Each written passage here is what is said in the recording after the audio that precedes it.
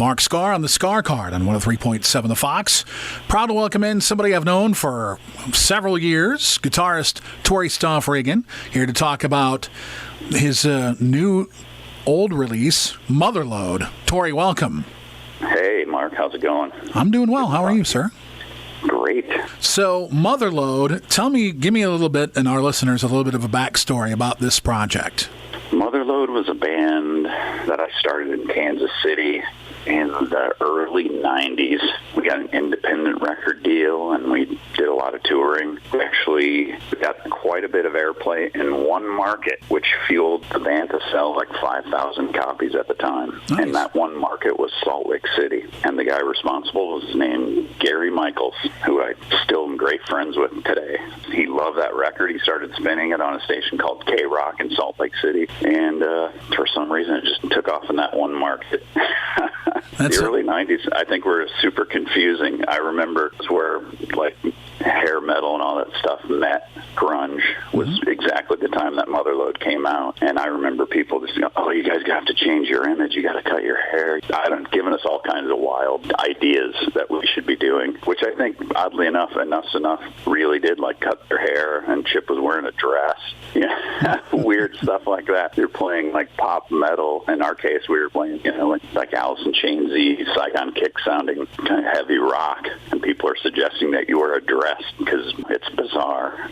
With the re-release, tell me about the differences from the original release. The only difference is, well, the mix, because I did that. But all along, I had played with the singer, Greg, for years and years in a band called Tornado Alley, which, oddly enough, a record label has approached me to release the Tornado Alley record. Okay. So that may be coming out soon, too. But basically, Greg and I played together for a long time. When we started Motherlode, his voice didn't really, in my opinion, the songs that I were writing, his voice didn't really fit. He was still, singing really high and a lot of vibrato. And I was more into the Saigon Kick and Alice in Chains stuff, maybe Life, Sex, and Death. Shout out to Alex Kane. So we did that record, and I always thought that the vocals were wrong for that record. And I've always, as I became more of a singer out of necessity in all my own bands, because I didn't want to work with singers. No offense. No. I mean, I think it's a fact. Like throughout the 80s, and maybe they needed that bravado. A lot of singers you worked with back then were not the kindest people to work with. That's how I started singing, basically saying, man, I don't know, all these singers I work with are like hard to work with. So I started singing more and more. And over the years with the Motherlode project, we did that on 2-inch tape. And I had these tape boxes sitting in my closet that whole time. And I was like, man, I really want to redo that. And I kind of got my own home studio stuff rolling. And I got someone in Cedar Falls you have to put those in an oven and bake those tapes to get them put on Pro Tools files. And I finally got around to redoing all the vocals. So the longest answer of all time to that question is I redid all the vocals. And that is the difference. Yeah, I was just talking to Don Dokken about his archive release, and he said, same thing, found them in my garage. Here's these reel-to-reels, and we had to bake them. And he kind of explained the process of you only get a couple times passes to get it right, and you lose stuff. He said he actually lost songs. Oh, wow. Yeah, I would guess Chip, from looking in Chip's garage in his basement, he could probably release Enuff Znuff records long into the future, because he has probably 100 2-inch tapes laying around. I'm sure they did in the early days. We're talking with Tory Stoffregen about Motherlode. It's called Repaint. And how can folks get a hold of this? The main page is the Facebook page, which is just Facebook. I'm assuming /Motherlode. That's really the only page, and all the links are there on the Facebook page. And now, I would say, as of today, we're probably going to have that released in Australia on Melodic Rock Records. Andrew McNeese is putting it out, or no? Is he still available or still doing the label? No, a guy named Peter. Okay. Peter Hoffman. That's what I recall, that Andrew is no longer involved. I digress. Yeah. And that all came about when the last gigs that we did this year with Enuff Znuff, we went to Australia and played Melodic Rock Fest and met just a ton of awesome Australian people and industry people over there. nice memories of the last of the music industry of 2020. Right. Talking to Tory Stoffregen, you mentioned Enuff Znuff. Of course, you've been playing with them how long now?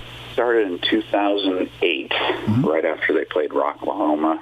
CJ Zuter went to Japan, so I was filling in for him. And then I ended up overstaying my welcome, and I left in 2013 for a few years when I started the New Black 7. Available on Apple iTunes and everywhere. Nice. You feel like the countryside? If you like the country rock side of music, yeah. I think more leaning towards rock myself. But what do they call country now? It's like, rap and rock, and who knows what country. You got to be outlaw country to be country nowadays. Yeah. But yeah, I left for I think 3 years, and then Chip called me one day. I was like, bro, I'm going to call you next week. Just say yes or no. Will you listen? Will you take my call and listen to what I have to say? And I was like, yes. And he's like, thank you, I love you, and hung up. And he called me the week after that, and he said, I'm going to start singing Tony Fennell and Dan Hill. And would you come? And I said, I will come to Chicago and rehearse one time and see what it's all about. And I went and rehearsed one time, and here we are. You're still there. 6 years later, 2 records, Diamond Boy and Brainwashed Generation, available now on Frontiers Records. Correct. So, I assume you were a fan when you were a younger man? I was a very big fan. The drummer from Tornado Alley is named Joe Walton. He was an Enuff Znuff nut, and he would play strength in the van when we were touring with Tornado Alley all the time, and he just really turned me on to them. And I said this, we actually filmed a pilot for a TV show for Enuff Znuff at one point. So it should tell me that I shouldn't even tell the story, but I was cruising down University Avenue, and I heard a new thing on 108, and I was just like, oh my God, it's sounds like the Beatles, but super heavy rock. But I was just I was hooked then. But I told that story. I was standing out in front of the Roxy, this TV crew on me, and I'm telling that story, and the guy just turns off the light, and I was like, what? And he's like, this is boring. I'm going to go interview Chip. So how did you get in the band? Let's see, Randy Scott. He was a member of the Black Mollies. Another Tory band? Yeah, I need to get a record deal for the Black Mollies. Any record label out there wants some power pop. Yes, sir. I'm trying to get record deals with every band I've been in. I need to get a record deal for my high school band, Alchemy. There you go. It'd be doing Bachman Turner Overdrive, Taking Care of Business, and Judas Priest, Breaking the Law. But nice. Randy was playing in the Black Mollies, and he's a Chicago guy, and he filled in when Ricky was sick sometimes, and then he ended up becoming the drummer for Enuff Znuff. And I was down at Rocklahoma in 2008, and I was sitting on their bus, and Chip was like, bro, we're going to need a guitar player. CJ's going to Japan. Randy looked at me and was like, here's your guy. Chip was like, do you want to do it, bro? And it's like, yeah. That's the big exciting story there. Oh, that's cool. Yes, for the uninitiated, Tory grew up in Cedar Falls. Cedar Falls.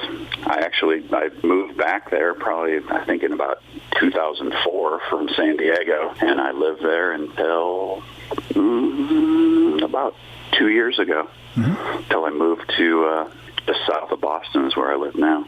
Tory fell in love. Yep. Love is good. Yeah, love is good, for sure. I'm happy for you. Thank you. I'm doing a new project with my girlfriend Sandra. Cool. Which is we haven't decided on a name yet, but Dan Hill from Enuff Znuff is helping us out doing percussion and a lot of other things. He's added so much. He's a great musician. I'll probably have Chip play on it some. I'm looking for somewhere that I need some bass guitar, but yeah, we got a little studio set up in the house here, and we've been doing a lot of more acoustic-based music. But look for that. New Black 7, the Black Mollies. What else? Motherlode. Tornado Alley. Tornado Alley, yeah. Tory, thank you. Hey, thanks for good talking to you again. I haven't seen you for so long. I think the last time we saw each other, maybe it was the surf, but I feel like it was at that country festival. Yes, Country Thunder now is what it's called. Country Thunder. Tory, thank you for getting us updated on what you've been up to. We appreciate you being a guest today. All right, man. Thanks for having me. Always good to talk to you. Tory Stoffregen from Enuff Znuff and Motherlode, among other things, our guest on the Skaar Kaard on 103.7 The Fox.